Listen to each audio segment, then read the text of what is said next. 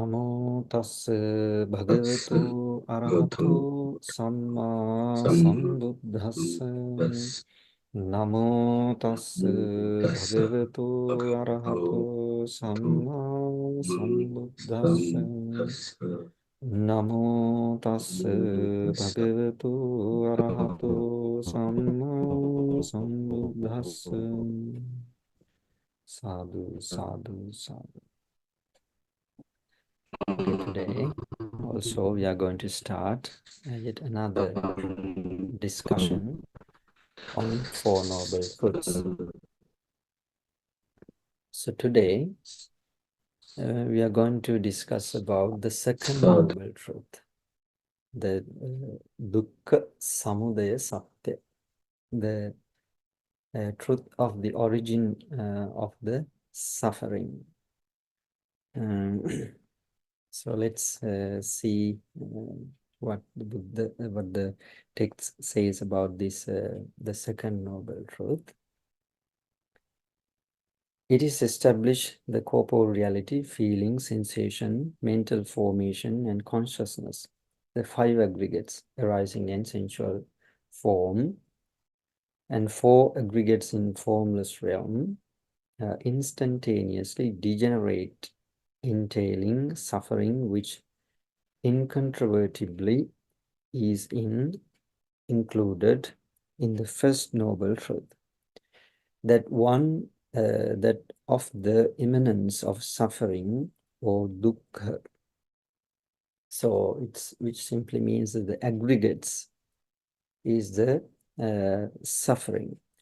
Although the five skandhas are incessantly breaking down or degenerating, yet they are spontaneously arising anew, and this process of constant degeneration and uprise continues ad infinitum until the full stop is placed to it by the attainment of nirvana. So these phenomena, the arising, the skandhas or the aggregates, and a ceasing, this is going to happen until the attainment of nirvana or the enlightenment. Until that, there are causes, due to causes, the skandhas appear. However, the skandhas deteriorate, their uprise cannot be devoid of a reason. There must certainly be lurking a reason. Regarding the manifestation of the suffering, thought aggregates, various people in the world bring out various reasons. If among the reasons ascribed there is an immaculate, wholly accurate reason, it is the dukkha samudaya satya. The exalted one is in expounding the cause thereof. So it says that in various philosophies, different teachings, maybe religious teachings or any other scientific discoveries or whatever. So there are so many reasons for the dukkha samudaya or the suffering.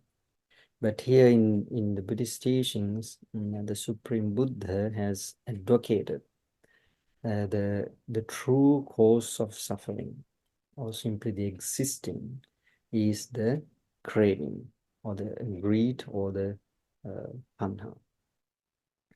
So in Pali, the Buddha has taught Katamancha bhikkhave dukkha samudayam arya satcham yayam tanha pono bhavika mandiraga sahagata.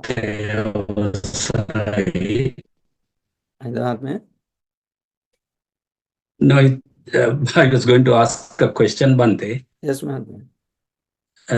Bante, this reference to the Panchaskandha, sometimes the word Pancha Upadanaskandha is used, and at other times it's just referred to as Panchaskandha. So, in my mind, I have a question whether the dukkha is due to the Pancha Upadanaskandha as opposed to the Panchaskandha, which is just the word for the skandha coming, how it works. Yes, doesn't matter, it is usage, but skandha or upadana skandha, the both is still in suffering. So the upadana means grasping.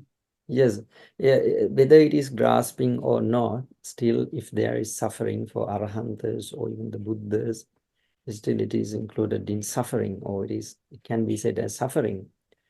But I think we've discussed this several times, the skandha and the upadana skandha. We can use the both terms, but the upadana skandha means simply that if we can, the craving and the wrong views, if we can contact something with these two things, the craving and the wrong view, it can be said as upadana skandha, subjected to clinging. Still, so in the absence of clinging also it's still dukkha, is it? Of course, if there is skandha, but the degree is pretty much less in the things that we cannot cling, but still in suffering. But the thing is that we can use the both terms, skandha or upadana skandha, and there are some chittas that we cannot contact with the clinging nature. We can't do like upadana. They are the transcendental chittas and chaitasikas, the path consciousness and the path factors, and the fruition or the phala chitta and the mental factors. Those are the only factors that cannot be clung with the craving and the wrong view. Ditti. Thank you, Bhante. It always confuses me because this is used alternately. Yes, So, yeah, we can use the both, upadana skandha, skandha. It doesn't matter. Thank you, Bhante. Yes. So, dukkha samudayam arya satcham yayam tanha sorry, pono bhavika nandiraga sahagata tatra tatravi nandini seyati idam kama tanha bhavatanha vibhavatanha idam uccati bhikkhave dukkha samudayam arya satcham. So it is in Pali explains about the truth of arising or the origin of suffering. Monks, what are the dukkha samudaya satya? Some sort of craving makes the beings repeatedly reborn, spiritually or external skandhas. Spiritually means here the internal skandhas. External skandhas, when they grasp onto mental and physical objects, makes the being therein delightful and attached. Whatever begotten become small, big, extinct, tasty, or whatever makes attachment to them, they are categorized as kama trishna, greed or lust. So this is the first, the craving has three layers, or the three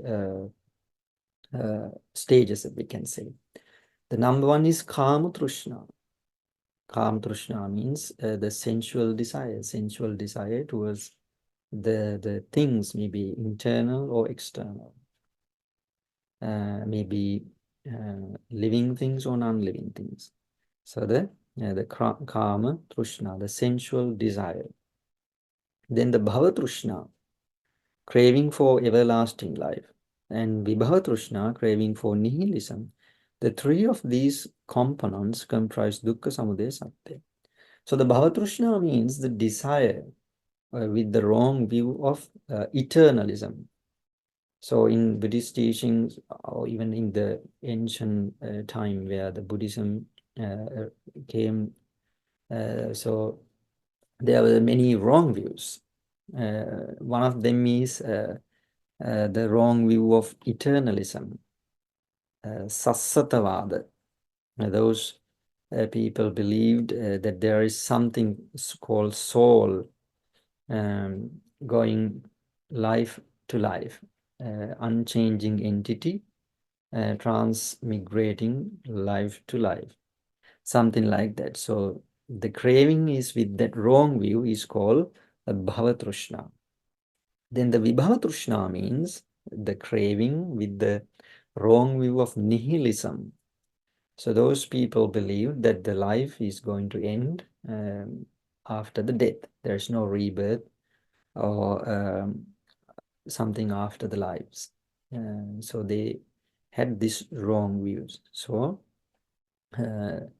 these are the three types of craving that that is advocated as the origin or the cause of suffering.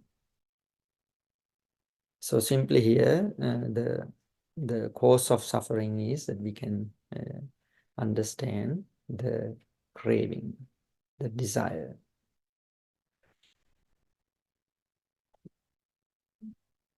Craving and its ramifications.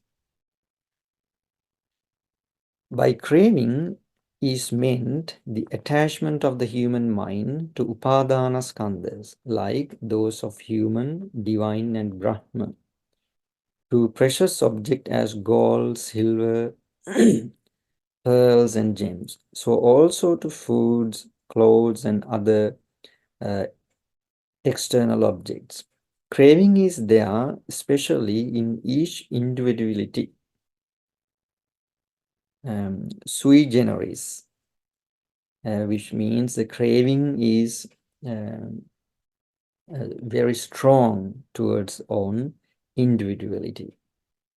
As my eye, my ear, my tongue, my hair, my head, my hand, my pleasure, my concentration, my wisdom, my kindness, my sympathy, my effort.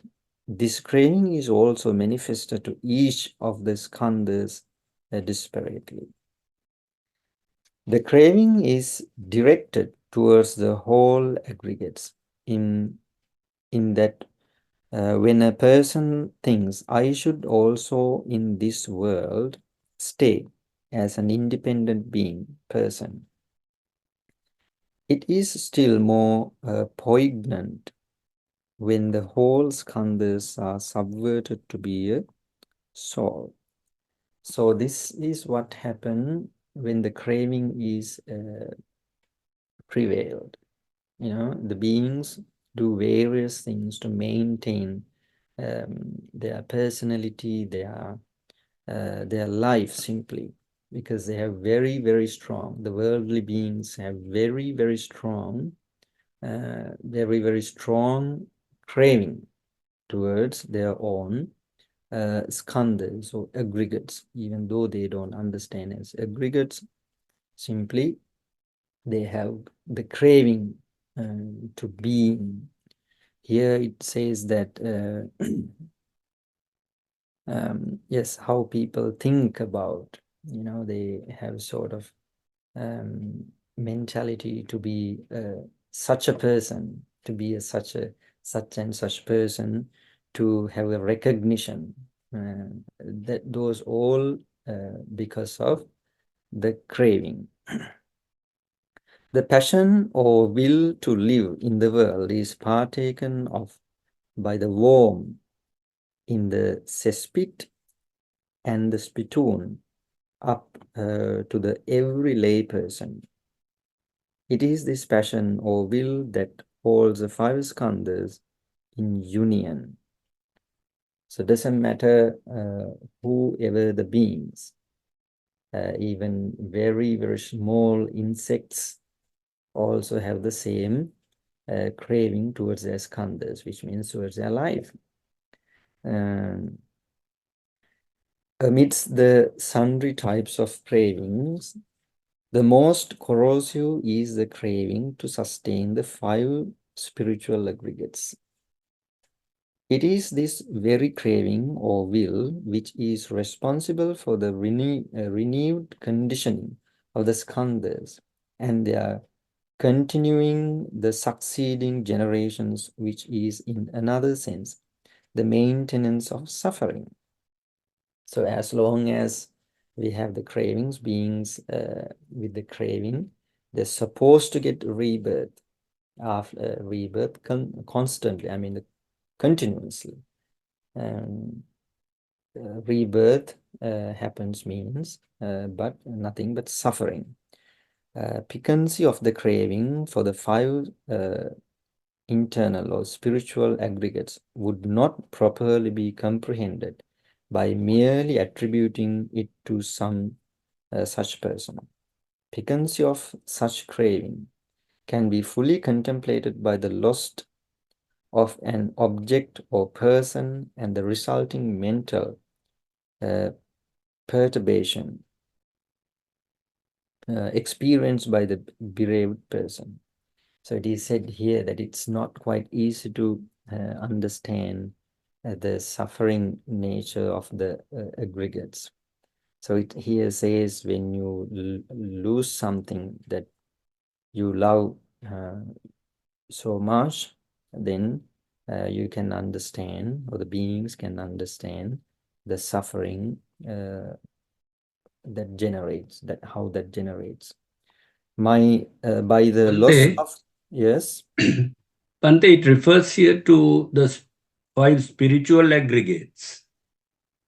Yeah, Why does it differentiate there with spiritual aggregates? yeah, spiritual means simply the craving to the life, that we've discussed, like internal, even though we discuss internal, because there is some external aggregates as well, some other people. So here it emphasizes Refers to the internal. Yeah, internal means one's own Yes. life. Own life. Yes. Right. Thank you. Right. Yes. So when someone loses a beloved person or something worthy, then they experience this grief or the sadness or anxiety. By the loss of an object which is trivial, no mental disturbance follows. So when we lose something which do not have strong attachment, it does not make pretty much disturbance. If a medical object of affection was deprived of, a mild mental tilt would ensure. If an object too strenuously clung to, very strongly clung to, was lost, the pain that consequence, it would be rather formidable. So what here simply says is that how much we crave to things, that much that we have to suffer when we lose them. That's what it simply says here. More than the pain dissipated when a fond object was disappeared would be the when pain one's own family member dies. If a part or an organ of one is served, the grief that results is still greater. Greatest would be the grief and sorrow when one knows that she is soon to quit the vale of tears. This is judged to be so because one loves oneself more than anything else. So he says that when we lose something or beloved ones, it shows the degree that we suffer. So when it comes to us, it is incredibly difficult to bear when we have to leave the world or something like that, as we've discussed before in the suffering, the truth of suffering. Viewing in this fashion, attachment to the five aggregates is the first and the foremost. Second comes the attachment to one's body organs. Third comes to the attachment to one's family members. And the attachment to the external object becomes the fourth type of attachment. Just as a fire inherits the quality of producing smoke, along with it, skandhas inherits the quality of engendering attachment or craving. So here it says the four stages of craving, right? The most the greatest the craving is towards oneself, then towards the organs, the body organs, then towards close family members or loved ones, then the external objects.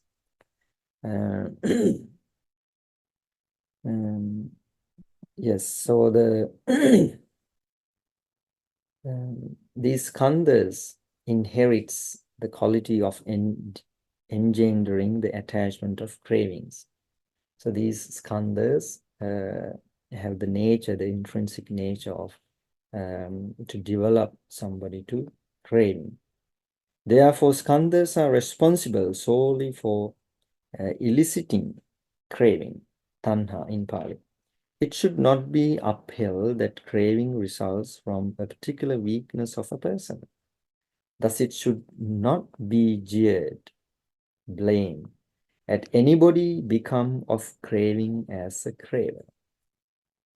So here it says it's not a reason to blame someone or say something to some people when they have craving, because the nature of the skandhas is having this craving. So that's why beings have the strong cravings towards the skandhas or internal things or external things. The cause of attachment for suffering, the mass of five aggregates. The five grasping aggregates, upadana skandha, for those who like and relish it, as was stated in the previous chapter on dukkha, that the skandhas oppress the person in various ways, create mental tension and rigidity from lust, hatred, delusion, birth, aging, and death. If so, this aggregate should be one of dissatisfaction, consternation, and despondence, and not something to be relished.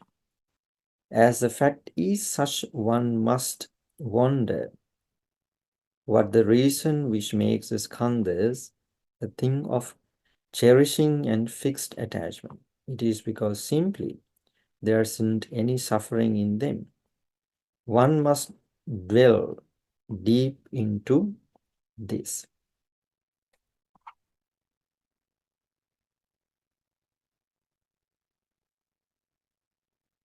So here it says that the skandhas, as we discussed in the previous chapters, so the skandhas do have this nature of suffering, create mental pain and physical pain and various sort of dissatisfactions due to this skandhas or the aggregates.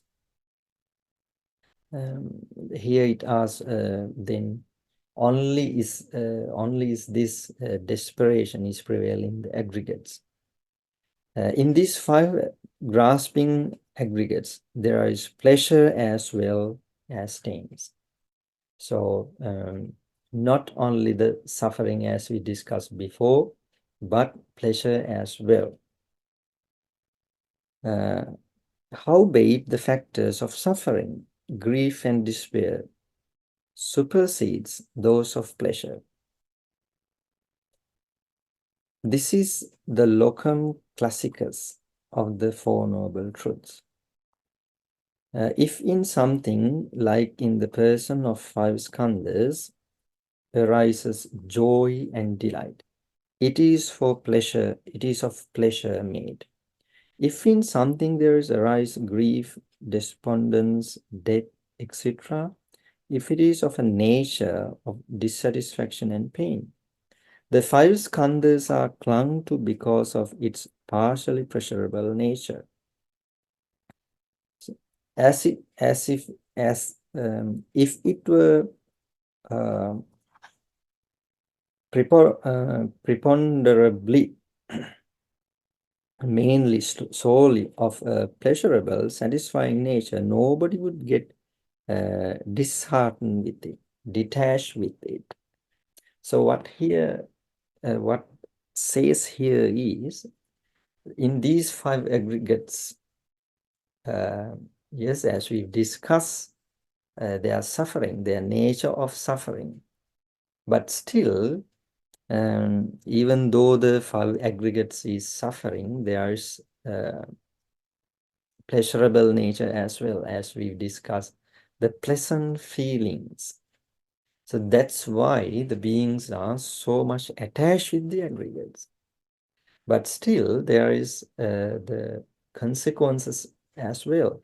That's why the people like the Buddhas, like Arahants, they detached with these aggregates, because there is the consequences or the disadvantages and suffering inherits. So that's why those noble people relish these the desire towards these aggregates. But the worldly people, they don't see this. They only focus on the pleasurable nature. But if we compare the pleasurable nature and the suffering, it is huge. The suffering is incredibly huge and massive regarding the pleasure. Nobody will ever be able to crush craving that arises in it.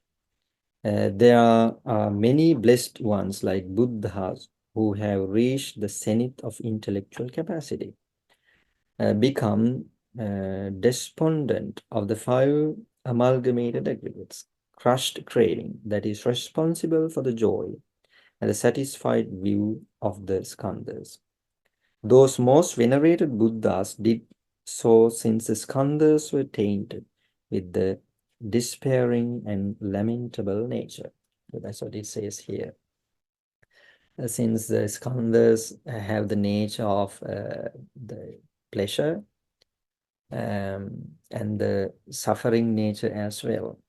So it's not only the suffering, that's why people or the beings are strongly attached to the skandhas. And the nature of the pleasurable as well.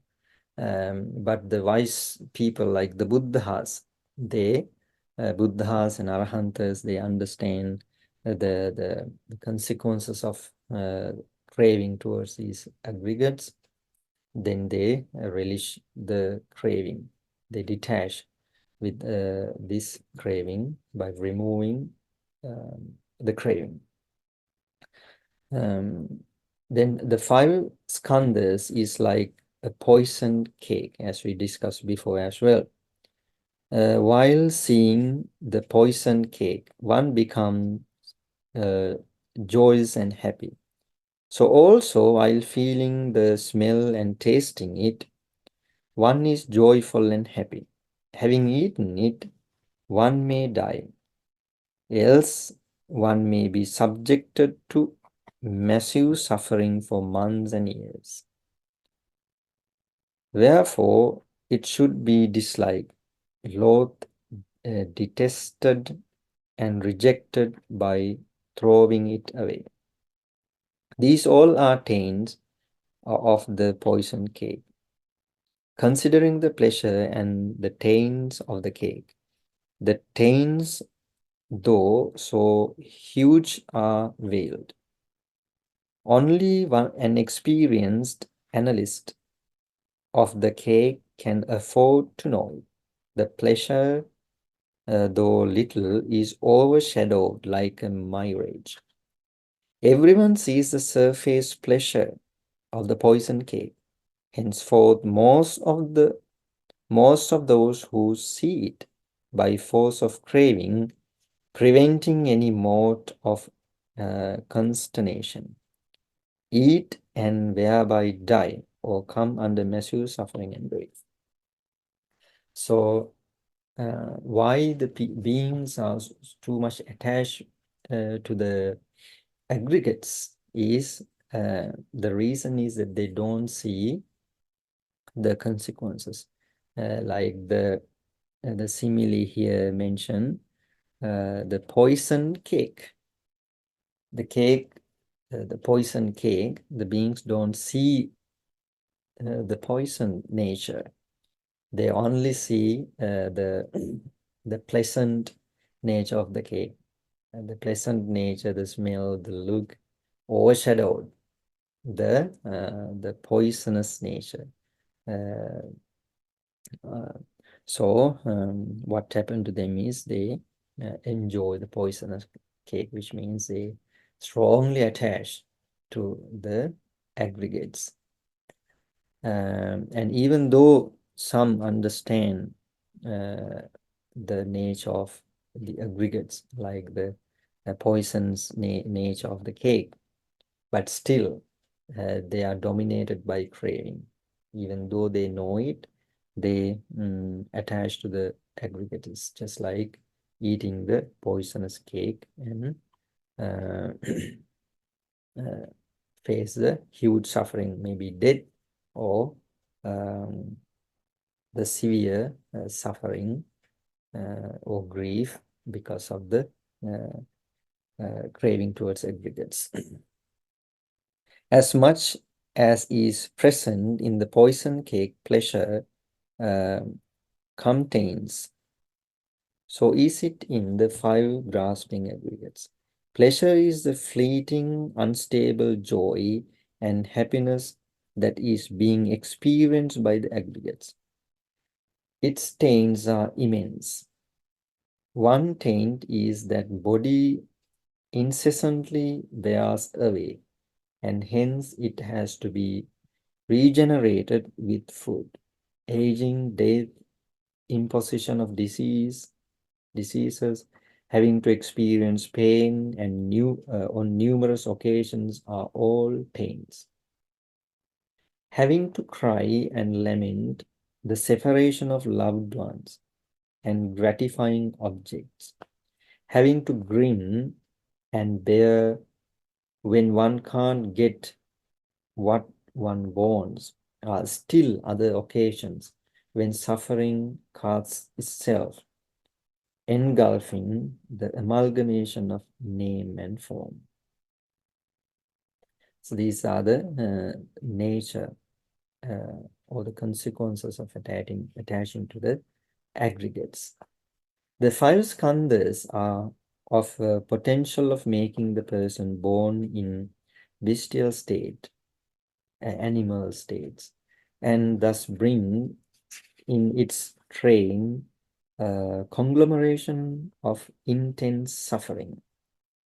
Make the one born as a praetor and unholy ghost, and make the one suffer for thousands and millions of years. Furthermore, the skandhas can also take the grasping person into purgatories of tremendous suffering, such as Sanjeev and Kala Sutra, that makes the one suffer for billions of years due to the germs of soul with sakkaya, greed and pride.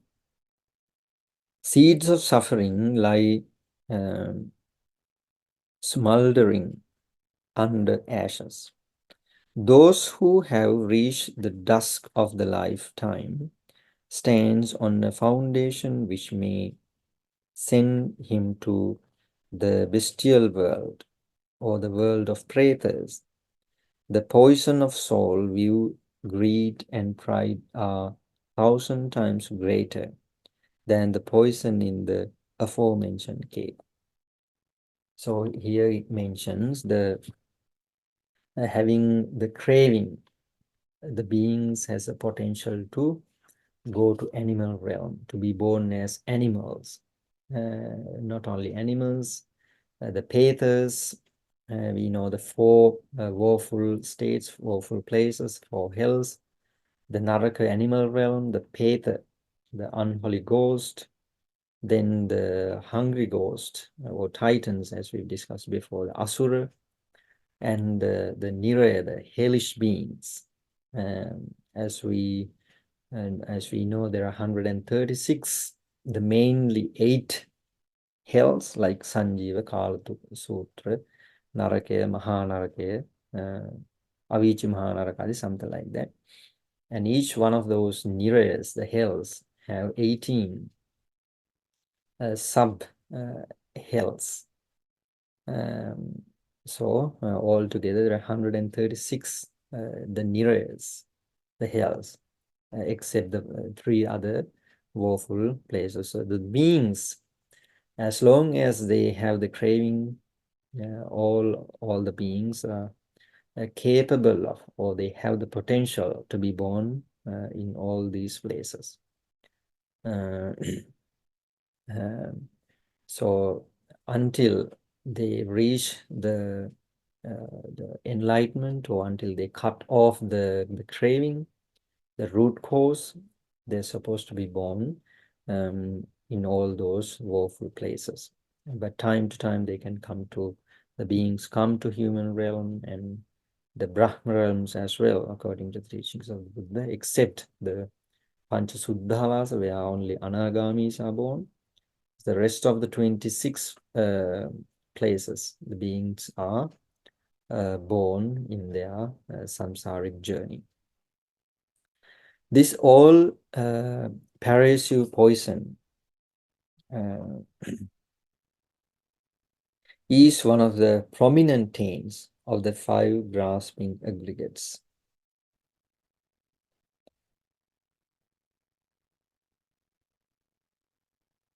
So this craving towards 5 aggregates is the prominent. Though many taints are present in the 5 aggregates, like in the case of the cake, but they are veiled. These veiled oppression can be only kenned by a person with penetrative wisdom.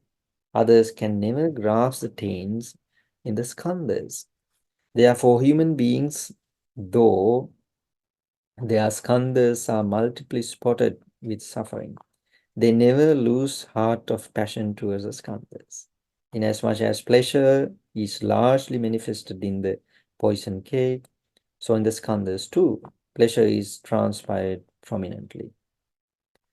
Therefore, craving shoots forth with respect for the 5 aggregates.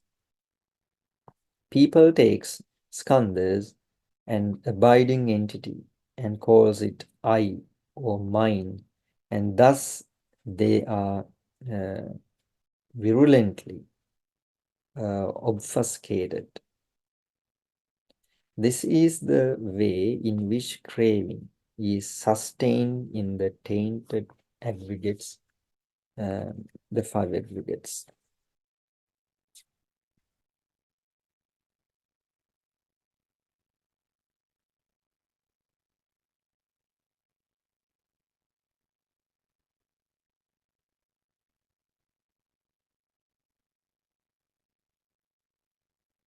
Yes, sir.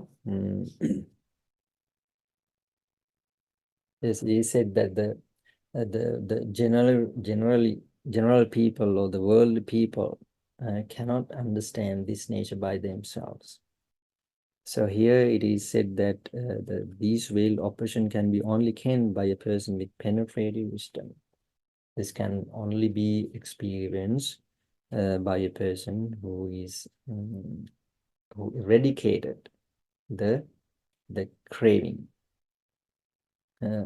Only then they can understand the true nature of the aggregates with the path knowledges, the path they're called Magga Jnana.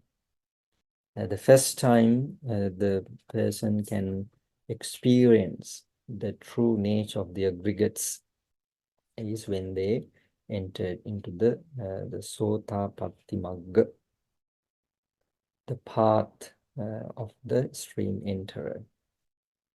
Before that, the worldly people, yes, they can learn, they can develop some sort of knowledge, but in order to experience in first hand, they have to generate the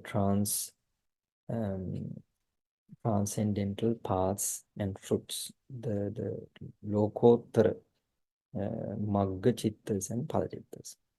In the world, there is nothing that comes to be only by single cause. To the arising of the being of the five grasping aggregates of dukkha as a whole, there are many, many causes. The main reason, of course, of dukkha or suffering is craving, tanha in Pali. Yes, according to the teachings of the Buddha, even though here it is mentioned the origin of suffering as craving, there are so many reasons, but here, according to this Four Noble Truth method, the dominant factor is the craving. That's why it is emphasized here as the origin of the suffering, but still there are many other causes as well.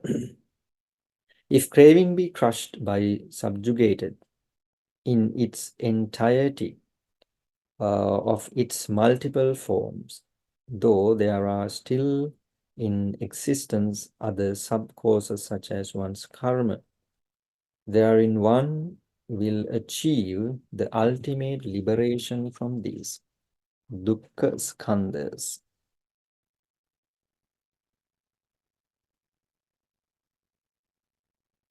For as much as craving is present, there is no obsession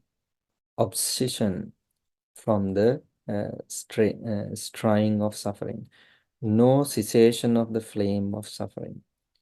While the craving is present, karmas that form the basis for further rebirth cannot be brought to a termination.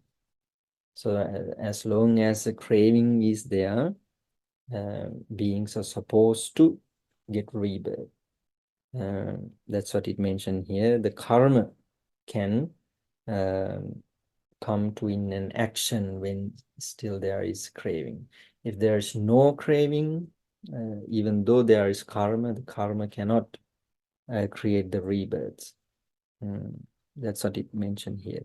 While so also when subsidiary karmas are present, craving cannot be brought to termination. When craving is shattered, the karmas that may show up in future skandhas intermingle with dukkha to get shattered, precluding the possibility of a re-manifestation of a future dukkha skandhas. Therefore, the Blessed One, in expounding the Arya Satya, without much concern for the subsidiary karmas, brought forth the singled out craving, tanha, as the one factor conditioning the universe of suffering, dukkha samudaya satya. So as mentioned earlier, the karma is also one of the main causes for rebirth. But if the craving is not there, the karma cannot create the rebirth. So termination of the elimination of the craving, the karma become neutral. Karma cannot give a rebirth. That's why in the Ratana Sutra, it says, Kinang Puranang Navannatti Sambhavam. The the karmas is vanished. Then there is no rebirth further. The karma vanished or destroyed or eliminated means the craving is eliminated. That's why it is so. Here is a way in which craving conditions suffering from the worm that is born in the cesspit to the beast that is born in the avicii purgatory. Every being, human and God, grasp onto the skandhas as an abiding eternal soul. Consider it as mine and I, and thereby take its skandhas as noblest and the most loved object. So no matter where they are born, how much suffering they are experiencing, but still they think the most precious thing, I mean the beings think the most precious thing is their soul or understanding, like I, my, something like that, the craving towards the skandhas.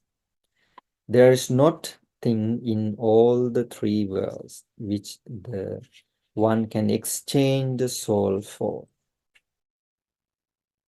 At the outset, it is this fashion that craving arises. Thereafter, craving surfaces with regard to the upadana skandhas, so as to maintain and sustain it, to protect it from possible malefacts.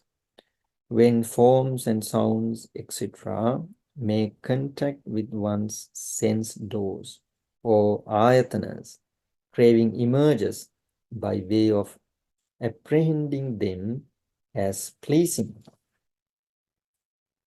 beautiful, etc.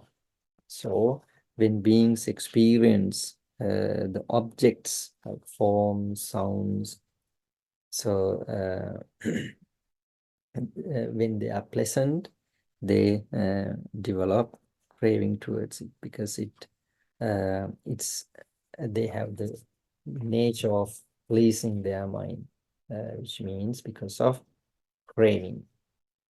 This is followed by additional craving to associate them, forms and sound, etc. Further in the future, the five skandhas is not sustained because one likes it to be sustained, but must be sustained by constant supply of food,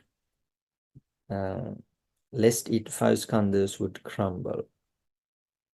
For those who like forms and sounds, act do not present themselves automatically or naturally as a result of merely wishing them. One is kept busy by searching for ways and means of obtaining those sounds and forms. One desires by tributary streams of craving of life, asserting and pleasing, pleasure inducing. The chariot of life driven by craving goes about searching for tools that are essential to continue living, destroys what are uncovered to life, and begets pleasure and gratification through form, sound, smell, taste, and touch. So when the beings don't have the understanding, the nature of this craving or the pleasure as well, so they don't see, probably beings don't see there's something else, some pleasure than the sensual pleasures, right? So the beings do whatever they can to make sure that they can gratify their sensual pleasures. That's why sometimes people sacrifice their whole life searching these sensual gratification, even probably unknowing the nature of the sensual desires or the sensual pleasures. So that's why the Buddhist teachings is very important to change our attitudes, to understand the fleeting nature of the sensual pleasures. And yes, for lay people, that they can enjoy the sensual pleasures, but they have to understand their nature. They should not become slaves for the sensual desires.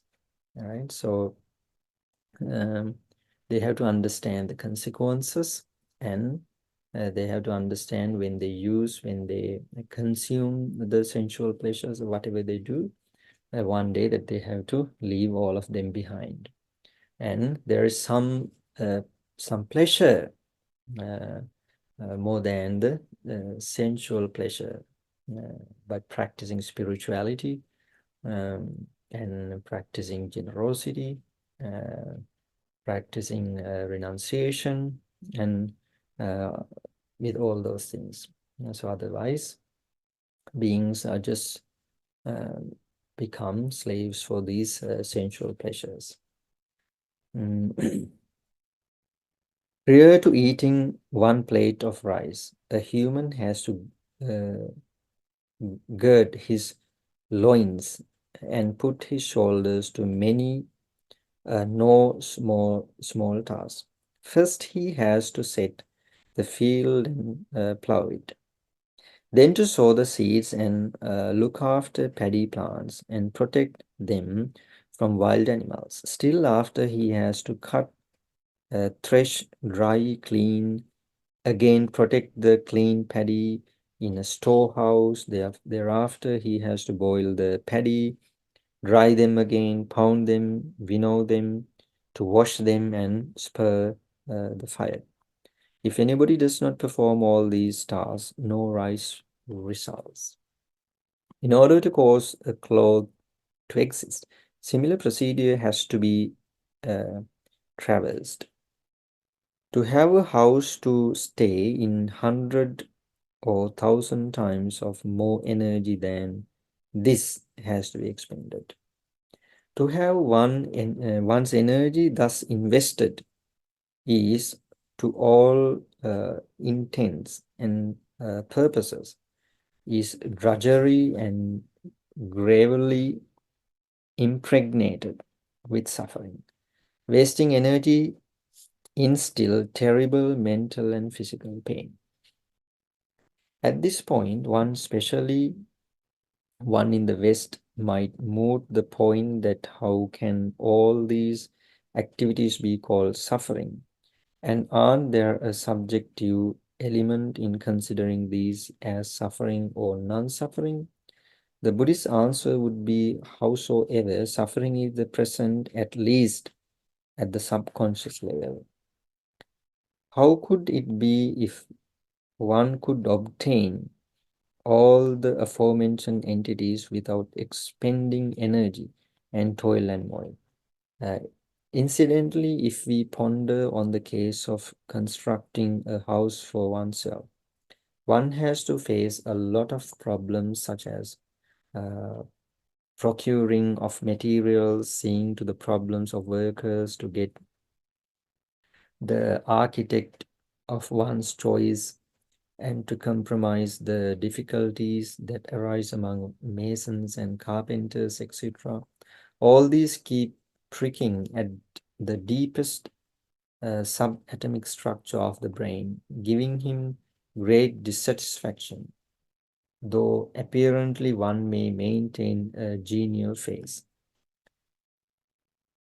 The procedures ventured on to acquire comforts do not always succeed. In fact, most of the time, they are attended with failure rather than success. By thus being unsuccessful, one is met by fits of depression and sorrow. Things acquired by hard work and effort, they are away. Robbers and enemies grab, defalcate,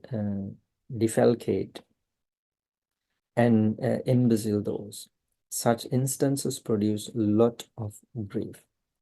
Reluctant to do the work which one has to do along pursuance of greater happiness and pleasure, and guided by craving, one finds a subordinate. A man finds a woman, and a woman a man. Thus come to be husband and wives. Having so found a subordinate, no one increases his lot many times. Husband has to do 1,000 things for wives and vice versa. During the course of the current of life, the husband has to grieve for not being able to impress his wife and vice versa. These render them melancholy. So all these explain the suffering nature of the craving. All these things has to be done because of gratify their pleasures. As time proceeds, they would get children. Thereat, their craving would increase 100 times over. By realizing the word, they ought to accomplish for their children in the present and foreseeably the unending task to be fulfilled in the future. They are assailed with immense distress and anguish. Sometimes the one child may catch a disease, and while his father goes about searching for medicine, he hears another of his children has been remanded by the police for some mischief. Now he has to decide which case to be reached first. While he so reacts, he comes to hear that his field has been sabotaged by wandering bulls and cows. Now, being in a desperate situation, frustrated, he goes about with no apparent direction, and while so indulging, he meets his creditor, whose debtor he is, and the debtor says, "You have evaded me on a number of occasions and broken promises. Now I want my money." While he is being so blockaded by his creditor and having no way of escape, a messenger comes and says that his child is severely sick. No use of the medicine, and summon immediately a doctor for one who flounders on the marshy land of samsara. Incidents of this sort are not rare. If one were to confront such a situation, how enormous can be the grief that is thereby aroused. So, these are the sort of suffering that beings face in their samsaric journey. Moreover, by virtue of craving, kings fight with one another. Brahmins dispute among themselves. Husband embroils himself in conflict with his wife and vice versa. Fathers quarrel with children and vice versa. Mothers quarrel with children and vice versa. Brothers engage in themselves in dispute with sisters. Relatives clash with one another. Friends wrangle with one another. Monks too squabble amongst themselves. While so contending, some die, and still others even come to states of suffering exceeding death. Nor is this all. Some, prompted by craving, travel through Stygian, dangerous forest. Some, for similar reasons, cruise along rivers and the oceans. Also, some out of curiosity, instigated by craving, travel to the innermost recesses of the earth and soar as high as possible to the sky.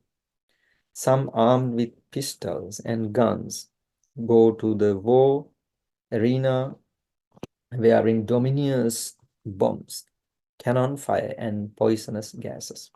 Some kills themselves by taking poison. Some commit suicides by hanging themselves. Some put themselves on the railway track. Some die by severing their necks, cutting their necks. Some drown themselves. Some shoot themselves. Some set themselves on fire. These are just a small drop of suffering prevalent in our world based upon craving. Yet ye who reads this text conjure in your mind some such similar examples and understand the principle. Still, this is about human beings. But if you look at the animals, animal realm and Petha realm and the hellish places like Nira, their suffering is unfathomable, unbelievably immense. So this is about human beings, how they suffer. But here it is mentioned very, very small portion of suffering that they go through, that they face in their lives. But the suffering is enormously high than this for the even human beings. Anything to discuss further, Mahinda Mahatmya, this? Bhavante, I think it's clear. So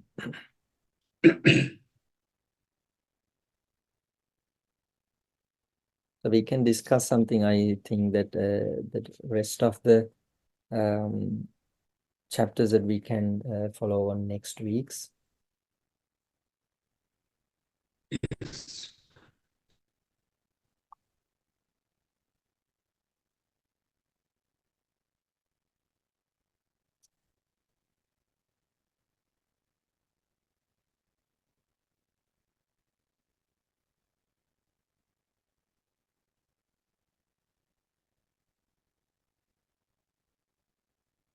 So these sort of suffering that we still, discussed before as well in the Noble Truth of Suffering as well, right?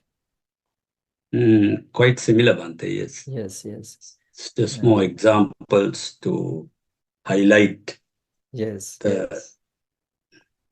But there are also things we experience regularly in our life. Yes, of course. And we don't think usually. Yeah, sometimes we don't, but sometimes I think yes, we are aware that it is as just the part of that earlier where they spoke that there is also pleasure, but then there is non-pleasure. The pleasure, I think, for me, it's the temporary nature of the pleasure that is the real, what I see as dukkha. Because even if you take a very pleasurable thing like, yes, we will let's say, discuss one it of is your as children's viparinama dukkha, past, viparinama, yes. yes, The changing nature. It changing doesn't nature. That is, it doesn't prevail for so long. yes, then that is the dukkha. Yes, it is also become Because, dukkha. yeah, Yes. because you're trying to cling to that moment of pleasure. Yes. And you hope it continues. And as we discussed before, when it comes to ultimate realities, still the pleasure is also in the frame of suffering. Say that again, Bhante. The ultimate reality, the ultimate nature, for an example, like as we discussed, the skandhas are briefly the five aggregates are suffering. So even though the pleasure that we experience, sensual pleasures, it is part of the, yes. Yeah, yes, when we take the whole picture, like the suffering, the pleasure also become the suffering at the end. Suffering, yes. It is that it's not a stable nature, it's always arising and disappearing. So yes, there's even the Brahma realms. That's interesting thing when the Brahma realms, though their lifespan is immense, that's tremendously long, but still they are also mentioned as they are in also suffering because there's aggregates. If there is aggregate somewhere, even for Arhantas, still they experience the suffering. But not like worldly people, but still for some certain extent. because of the skandhas. One day we earlier spoke of this internal and external. Yes, in the Abhidhamma class we discuss that the ayatana. Yeah. And So the external is the external object and the internal is the internal. Yes, it has some categorization. Simply here, internal skandhas is about oneself. And the external is the objects that one. Yeah, objects and even living and beings and non-livings and all those are become to objects. No. Yes.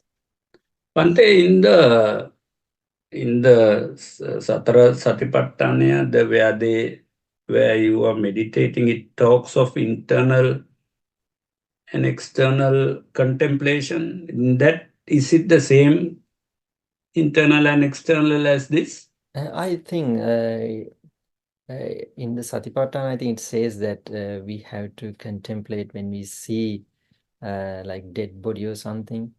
That we have to think like our nature is also the quite same, something like that. I can't remember the Pali term. Yeah. So that is in everything, Bhante, there is this, the inner, not the self, but what you experience internally and then how it relates to the equal external. And then you have to contemplate both. Yes, of course. And they're both of changing nature, Bhante. Changing nature, yes. Yes, but as we've discussed, the craving towards the internal aggregates is the greater. I mean, there's no craving like that, like internal aggregates. Yes, then the body organs, the second, then the loved ones and the objects, the materials. Those sort of 4 degrees that we've discussed in the nature of the craving. Bhante, when I think about craving, I think if impermanence didn't exist, so if the nature of things were permanent, then there would be no craving. So the real root cause is impermanence, no? Well, there are different methods that explains the phenomenon in the world. For an example, like if we look at the Paticca Samuppada, so it is a bit different than this method. So yes, we can discuss in different ways, but when it comes to the Four Noble Truth, the method of Four Noble Truth, here we discuss the main cause or the main reason as the craving. Those the impermanence and the non-self, the suffering, they are also sort of a method explaining about the beings and the true natures of the beings. Different people can penetrate the teaching, understand the teachings in different ways. I think you might have heard about like 1,000 methods, dahasak naya. There are various methods to understand the teachings for different people according to their the personalities, according to their characters. Bhante, sometimes I think by learning so much, whether there is even more confusion than if you learn less. I don't think so, but you have to be smart how to practice it. Because, yeah, that is. Yes, so that's why the Buddha, I mean, advised or appreciate the knowledge. He always, I mean, most of the time, he appreciated like Sutame Jnana, that you have to develop sort of the knowledge, having learning the teachings, you have to be able to like divide the aggregates. You have to be able to separate them, then to about 12 sense bases, like 18 elements. Only you can do this when you learn these things. Otherwise, you won't be able to do that.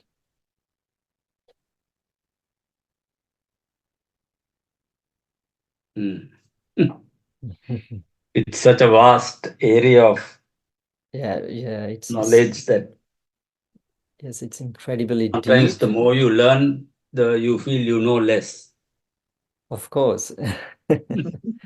Yes, there's a saying that I found when I was reading something.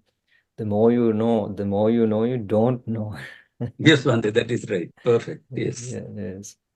Yes, when you learn, you understand how much you don't know, and yes. Yeah, And that it's is. interesting when you learn these teachings. It makes you think differently about things, and it makes you are thinking deep. Also, Bhante, I find sometimes it becomes a bit challenging if you try to apply these things to your daily life, daily decision making too much. It makes it difficult to make decisions. Yeah, you have to you have to understand the limits and how you can practically do it. I mean, yes, that's true. That's why the Buddha has said this is like almost like going against the stream. So, for example, should you remain silent or should you voice your opinion? Well, I mean, In a you lay have, situation, it yeah, becomes you have to measure challenging. this, yes, measure the situation and do the best according to the situation. You have to consider the right time, right place, and all these things, and execute your ideas or whatever. Sometimes, yes, you have to be silent. In one of these books, I can remember, though you learn these teachings, don't talk with Yes, like we normal did people. that at the Abhidhamma. Yes, Yes, you will yes, get a nickname of like crazy one or something yes. like that. But Yes. it's not just the teachings, Bhante. Even if you're trying to practice some of the learnings, Mm. because uh, you become conscious that you know so little. So whatever you decide, you then start to realize, but you know little. So your decision may be wrong in the first place. Yes, So it that can becomes a happen. very That's why it is called, this is a gradual process. It's a gradual process. You start from keeping one step ahead at a time. Yes, it takes time. After some time, you may realize the progress that you have made.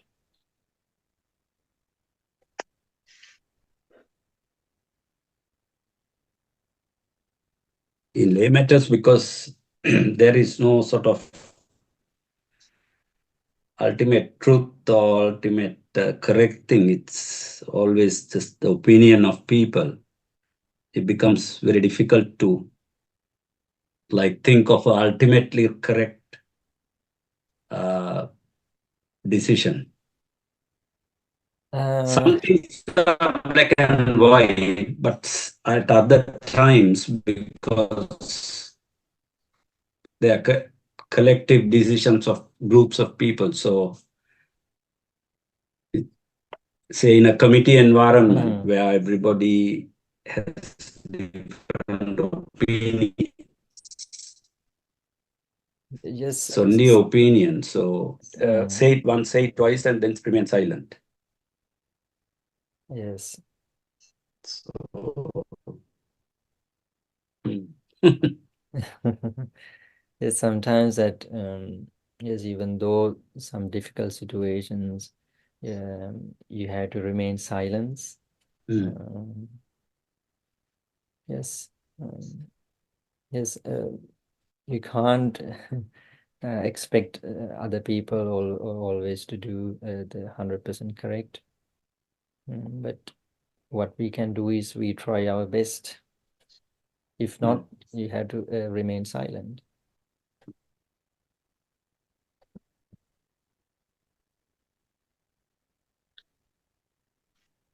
Okay, then let's wind up today. Then next week that we can discuss next chapter. Yes, Bhante. Okay, so today by discussing this noble Dhamma of the Supreme Buddha, we've generated enormous amounts of wholesome thoughts. So now let's transfer these wholesome thoughts towards departed ones. Idammi ñāti nang hotu sukhita huntu ñātayo. Idammi ñāti nang hotu sukhita huntu ñātayo. Idammi ñāti nang hotu sukhita huntu ñātayo. Let's transfer marriage to the devas, to the divine beings as well. Ettavata amhehi sambhatang punya sampadang sabbe deva anumodantu sabba sampatti siddhya. Ettavata amhehi sambhatang punya sampadang sabbe deva anumodantu sabba sampatti siddhya. Ettavata amhehi sambhatang punya sampadang sabbe deva anumodantu sabba sampatti siddhyam. By discussing the Dhamma, by preaching the Dhamma, that we've generated enormous amounts of wholesome thoughts. May all these wholesome thoughts, merits, may lead us to supreme bliss of Nibbana. Sadhu, sadhu, sadhu. Swamina Namaste, ගොඩක් පිං. Teravan saranai. තෙරුවන් සරණයි. Teravan saranai. Teravan saranai.